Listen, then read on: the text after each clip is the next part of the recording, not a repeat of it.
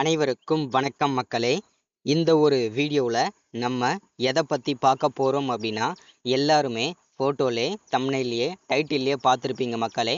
ஆமாங்க, அனைவரும் எதிர்பார்த்து கொண்டிருந்த ஒரு அப்டேட் அப்படின்னா, நகைக்கடன் தள்ளுபடி செய்யப்படுமா, பயிர்க்கடன்கள் தள்ளுபடி செய்யப்படுமா, அதே போல் குடும்ப தலைவிகளுடைய அதாவது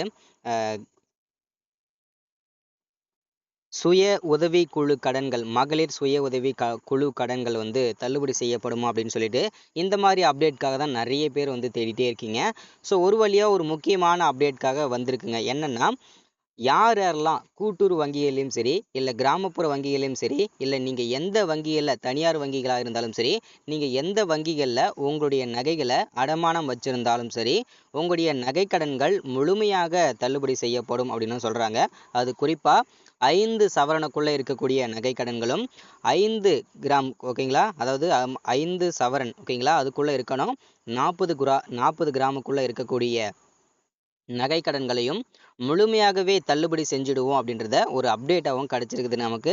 ஸோ இந்த நகைக்கடன் தள்ளுபடியில் யார் யாரெல்லாம் வந்து பயன்பெற போகிறாங்க, கிட்டத்தட்ட இந்த நகைக்கடன் தள்ளுபடிக்காக 6000 கோடி ரூபாய் வந்து ஃபண்டு வந்து ஒதுக்கியிருக்கிறாங்க. இந்த 6000 கோடி ரூபாய் பயன்பெறக்கூடிய விவசாயிகள், ஏழை எளிய மக்கள் யார் யார், ஸோ இதை பற்றின ஒரு முழுமையான வீடியோவாக தான் இது இருக்க போகுதுங்க. இந்த நகைக்கடன் தள்ளுபடி பெறுவதில் தகுதி உள்ளவங்க யார், தகுதி இல்லாதவங்க யார், அவர்களுடைய பெயர் பட்டியலும் இதில் இடம்பெற்றிருக்கு அப்படின்னு சொல்கிறாங்க. ஸோ இதை பற்றின தெளிவான துல்லியமான ஒரு வீடியோவாக தான் இது இருக்க போகுதுங்க. சரிங்களா?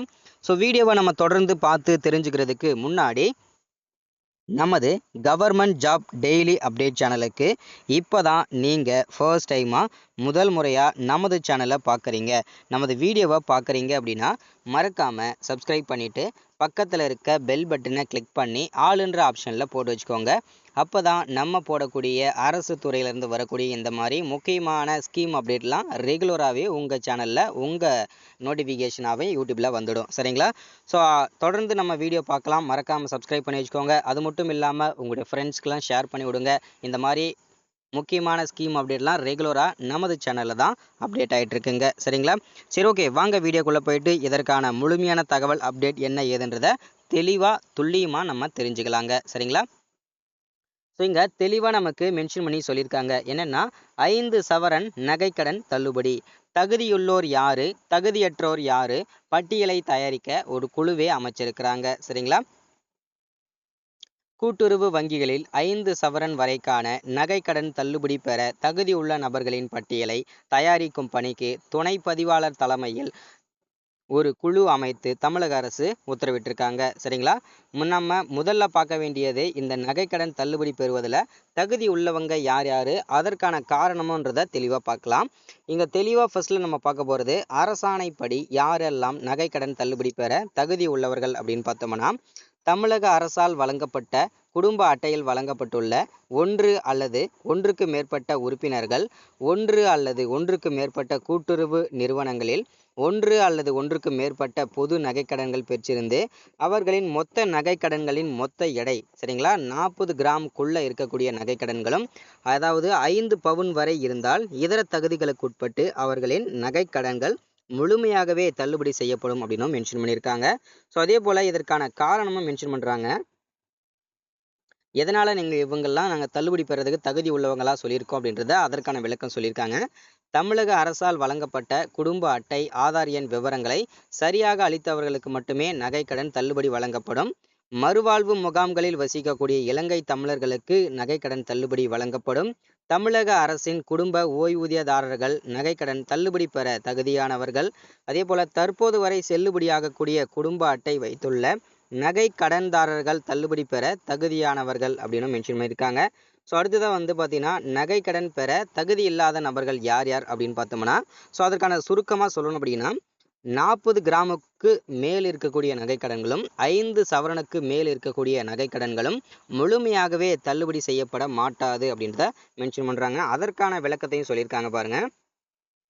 உங்களுடைய குடும்ப அட்டை எண்ணை, உங்களுடைய ரேஷன் அட்டை நம்பரை வழங்காதவர்கள் மற்றும் தவறாக வழங்கியவர்களுக்கு நகைக்கடன் தள்ளுபடி செய்யப்படாது அப்படின்னு மென்ஷன் பண்ணியிருக்காங்க. அதே போல் ஆதார் எண்ணை வழங்காதவர்கள் மற்றும் தவறாக வழங்கியவர்களுக்கு தள்ளுபடி கிடையாது அப்படின்னு மென்ஷன் பண்ணியிருக்காங்க.